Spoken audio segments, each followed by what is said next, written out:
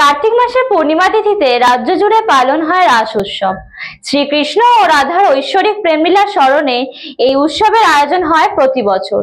আসুন জেনে নিই এই মহোৎসবের ইতিকথা। বাংলা সংস্কৃতির অন্যতম গুরুত্বপূর্ণ ধর্মীয় এবং সামাজিক উৎসব হলো রাস উৎসব। মূলত শ্রীকৃষ্ণ এবং রাধার ঐশ্বরিক লীলা স্মরণে পালিত হয় এই উৎসব। বৃন্দাবনের এই উৎসবের প্রচলন প্রথমে ঘটে, তবে রাজা কৃষ্ণচন্দ্র এবং গিরিশচন্দ্রের সময়ের পরবর্তীকালে বাংলা রাস উৎসবে প্রচলন ঘটে এবং ধীরে ধীরে সমগ্র স্থানে জনপ্রিয় হয়ে ওঠে। বৈষ্ণবী ভাবধারায় রাস হল শ্রীকৃষ্ণের প্রেম এবং প্রকৃতির উৎসব।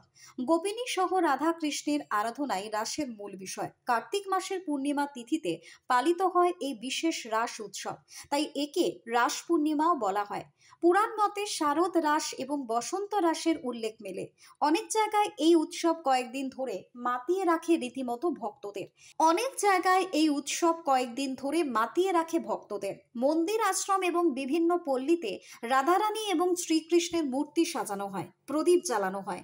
নদিয়া জেলার নবদ্বীপ, ময়নাগুড়ি, কাঁথি এবং কোচবিহার অঞ্চলগুলিতে রাস ব্যাপকভাবে পালিত হয়। রাস উপলক্ষে মেলা বসে কোচবিহার অঞ্চলে, তাতে অংশগ্রহণ করেন বহু মানুষ। মেলায় থাকে হস্তশিল্প, মিষ্টান্ন, খেলা এবং সাংস্কৃতিক অনুষ্ঠান এবং যাত্রা সহ ইত্যাদি। রাস উৎসব বাংলা লোক সংস্কৃতি, শিল্প, সঙ্গীত এবং মিলন মেলার প্রতীক। এই উৎসব মানুষের মনে বয়ে নিয়ে আসে আনন্দ, ভক্তি এবং ঐক্যের বার্তা। এটি কৃষ্ণ ভক্তির পাশাপাশি সামাজিক সম্প্রীতির উৎসব, যা বহু প্রজন্ম ধরে বাংলার মানুষকে একত্রিত করে রেখেছে। Bureau Report, News Bongo Time.